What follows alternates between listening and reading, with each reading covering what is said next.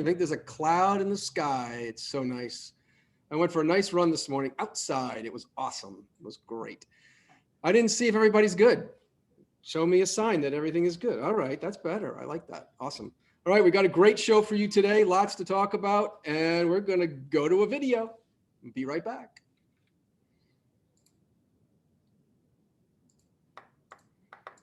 I think we are. Okay, that is kind of funny. And I don't know about you, but I know some people who would have those appliances if they existed, right? Definitely, definitely. Okay, then. So a few announcements today, 1 o'clock. Take out your pen, write down 1 o'clock today in this Zoom room. No, actually in a different Zoom room. You have an email with a link to this class on Zoom. Get savvy with short sales with our own Bogdan Stefanidi. So please, if you need to know more about short sales, which I bet many of you do, see if you can be on that 1 o'clock class. It's going to be great information. And then 4 o'clock, we have Ignite continuing from 4 o'clock to 6 o'clock. Everyone is raving about Ignite. If you haven't been on, you should be. It's a great class. All right. Did I miss any announcements? Anybody want to speak up? I don't think I did. I'm pretty sure that short sales class is right here in this Zoom room. So just a correction. Okay, I thought it was a separate Zoom link. Okay, it's in this Zoom room. In this Zoom room, short sales, 1 o'clock. Okay, Westport Mortgage, can they do it? Of course they can. Karen, where are you? Hello, everybody. How are you? Dandy. I'm Karen Mulreed, helping realtors sell, helping buyers buy every day here at Westport Mortgage. It is our passion.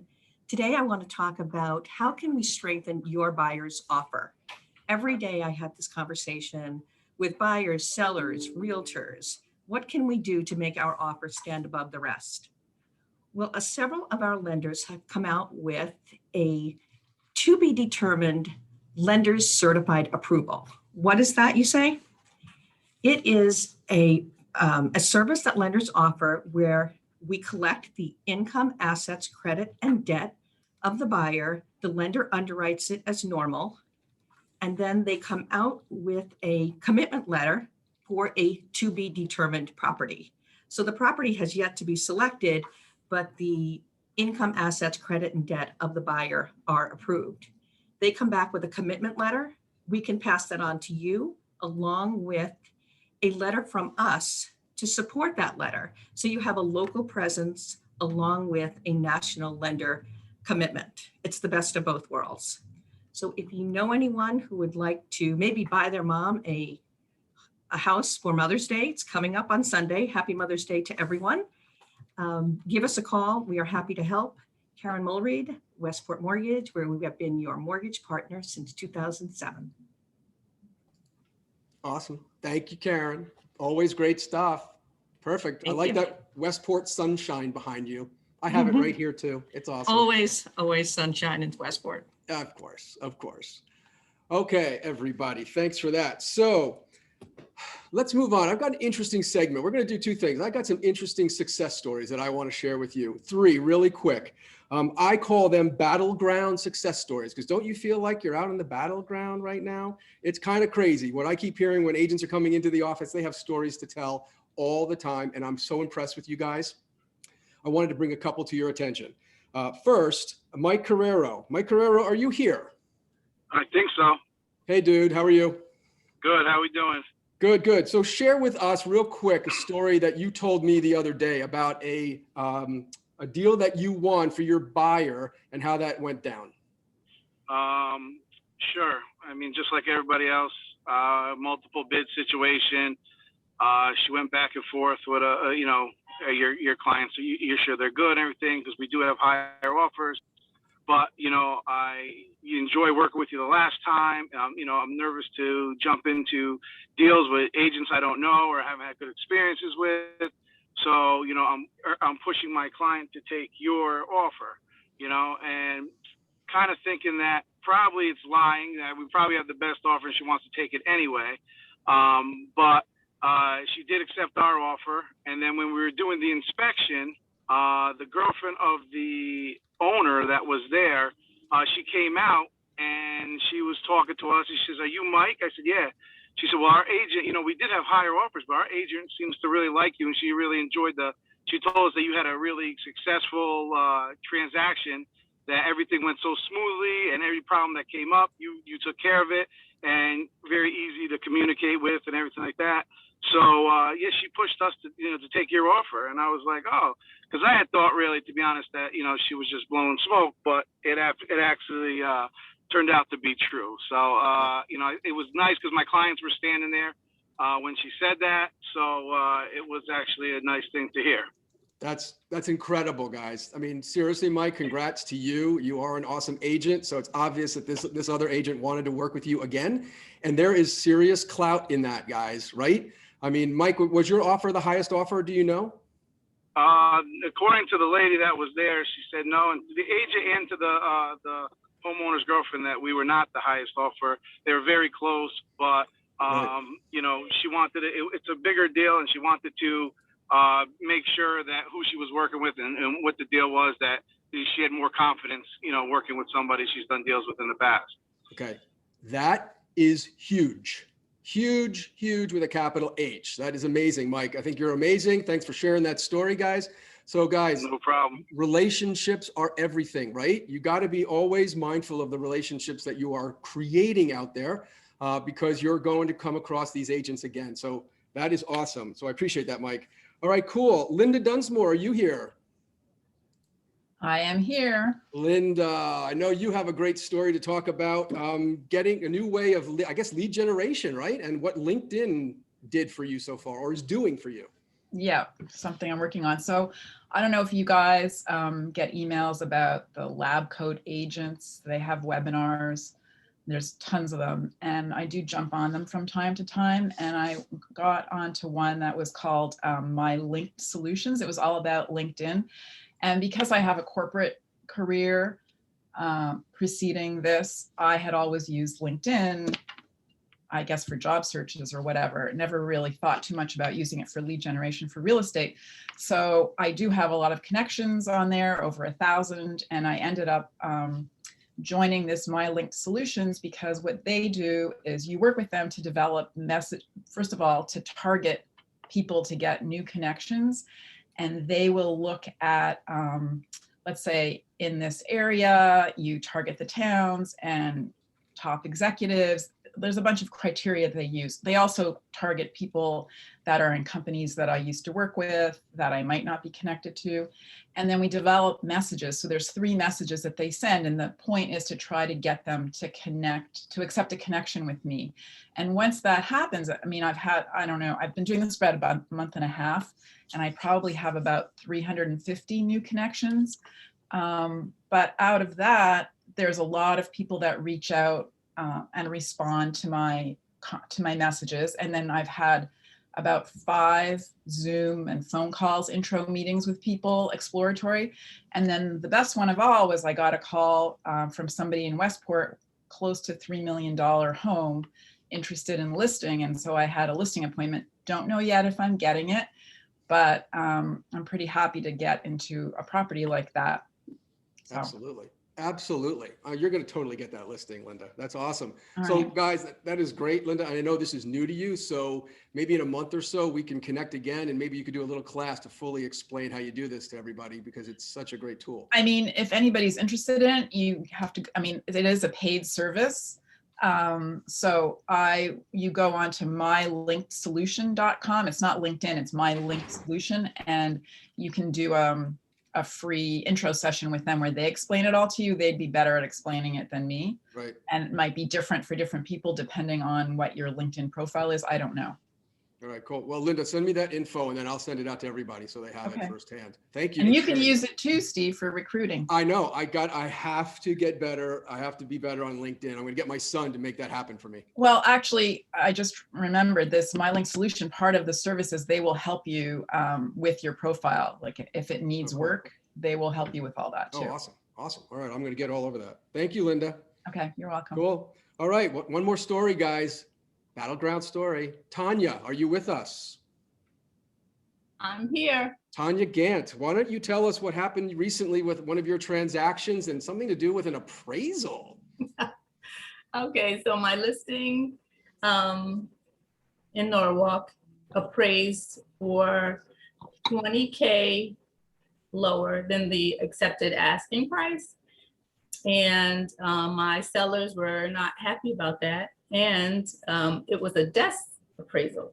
So my wonderful productivity coach told Jen Mhm. Henry, said, go back and ask for in-home appraisal. So,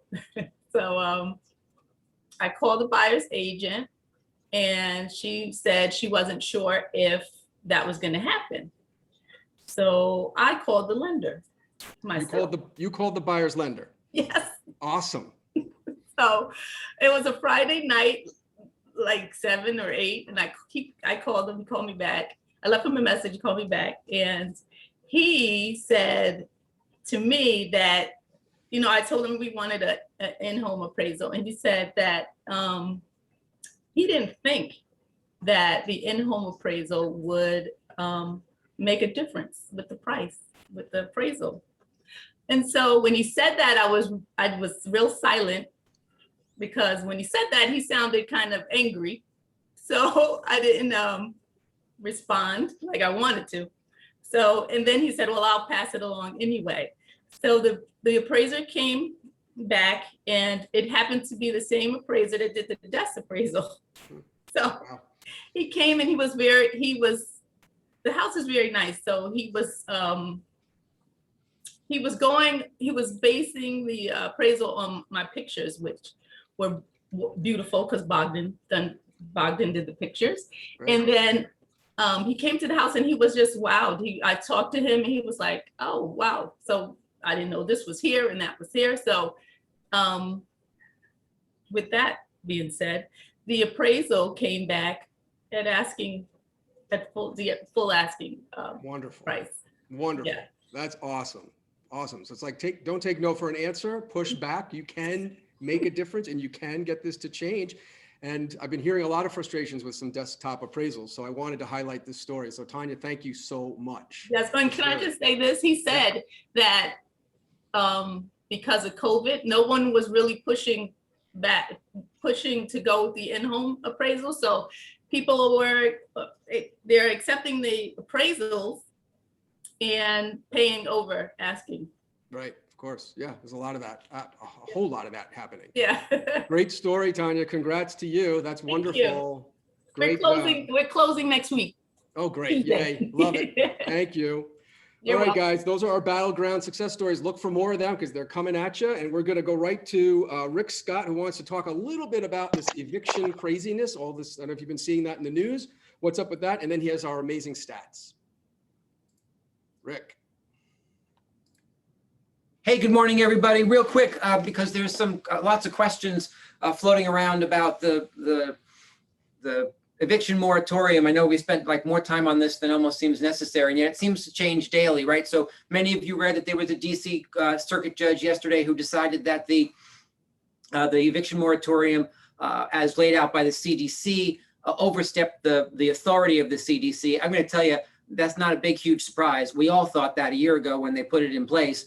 It's just been being challenged and kind of handled lightly because of the scenario. When we're dealing with scenarios that there's no playbook for, people get a little less aggressive. However, a year later, that judge finally ruled that it was outside of the CDC's authority. And then, of course, this morning, that same judge put a hold on her own decision, such that there could be more arguments, right? And so now the Department of Justice has 4 days to get arguments to her, and then I think the landlord associations who were part of that suit. It was the Alabama Association of Realtors, I think, that actually brought that suit to the table. The landlord associations that are supporting that have until the 16th to bring their arguments to the table. So please note, nothing has changed from earlier this week when I gave you that information.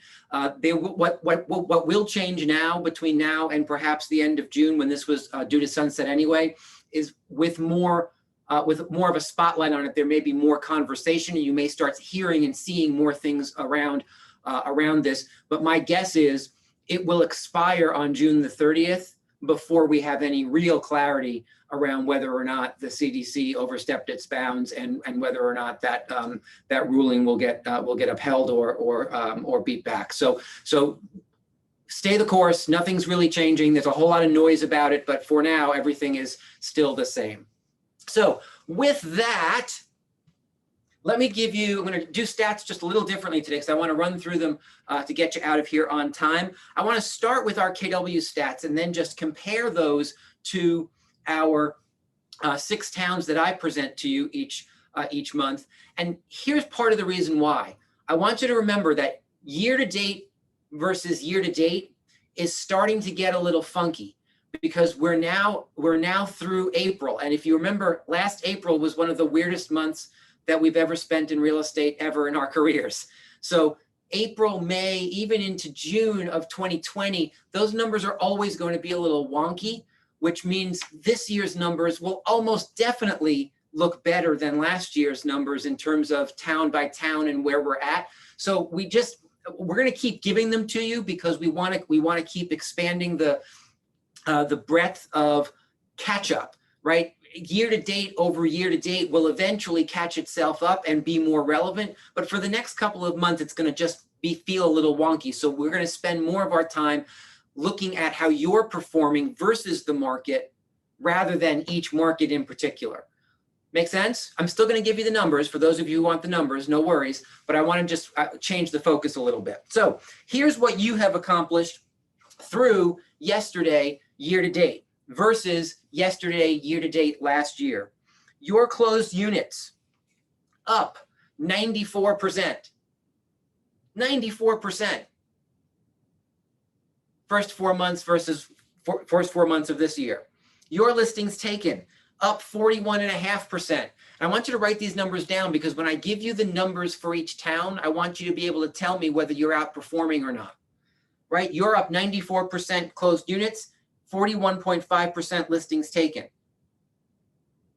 Your days on market, on average, 66 days on market, right? And by the way, that's till we get to deposit, right? Because the clock doesn't start ticking until you actually market deposit. Some of you are marking deposit earlier, some of you are waiting, right? That number is the deposit date number. So that's the average because what we all know is most homes are selling in 3 to 10 days in terms of going under agreement, but then we have to add some time on for reporting. So 66 days on market plus 94% units plus almost 42% listings taken. And here's the big number I want to give you for your pat on your own back. Last year, at this time, we had already profit shared $160,000 to you, $160,000 back to you on our way to $1.123 million back to you, right? By the way, that's just us. Has nothing to do with Keller Williams Realty International or whatever. That's just us. So at this point, $160,000 profit shared on our way to over $1.1 million in your pocket last year. So far this year, as of our transmittal yesterday, we've profit shared, which means you've created income such that we could profit share back to you, $342,000. That's more than double. I don't know, what is that as a percentage? I have no idea even how to do that. That's like higher math. So somebody, it sounds like 214% to me, right? If I actually do the math in my head, I think it's like 214%. If we were at 160K last year on our way to 1.1 million, and we're more than double that right now, where are we headed? What are we going to be profit sharing to you by the end of the year? And so for those of you who have sat out on the profit share thing, guess what? Today is the day that all that changes because you are missing out on way too much money if you're not plugged into profit share. Alrighty, so let me just pivot real quick to, oh man, 9:22. All right, I'll do this in 3 or 4 minutes or less, I promise. Stamford, the city of Stamford, month supply of inventory, 2.5 months as a city. That's growing. Please note, that's growing because the last 2 times I gave you that number is in the ones. So there's a little bit more inventory. Things are starting to shift a little bit in terms of slowing. Not massively, still a seller's market, but 2.5 months. Your closed units in Stamford, up 49%. Your listings taken, up 36%. Hey, by the way, if you look at the KW numbers, you're killing it versus those two numbers. You are outperforming the Stamford market. Prices up 9% year over year through yesterday. And days on market, 85. So you're selling homes faster, you're listing more property, and you're bringing more to closing than the Stamford competition in general. Danbury, month supply of inventory, 1.4. 1.4. I will tell you that Danbury is still the fastest moving town that we're tracking currently. 1.4 months, which basically means everything sells in an hour and a half, right? That's the translation of 1.4 months supply of inventory. Closed units up 32%. Listings taken up 7%. Please note, you're crushing those numbers as well, right? Your KW numbers are 3 times as many on the unit side and about 6 times as many on the listings taken side. You're killing it versus the Danbury market. Price is up 12% year over year. Price is up 12%, and days on market is the only one of the 6 towns I'm going to give you this morning that's competitive, and that's at 65. So you are on par in Danbury with days on market. Norwalk, month supply of inventory, 1.7. That's pretty much where it has been, right? Still crazy busy. Closed units, 22% up. Listings taken up 31%. Again, compared to your KW numbers, you're crushing it against the Norwalk market as well. Prices up 8% year over year. And days on market at 72. So you're selling homes faster than the Norwalk market, closing more business, taking more listings, even in such a challenging market with 1.7 months supply of inventory. Ridgefield, month supply of inventory, 1.5.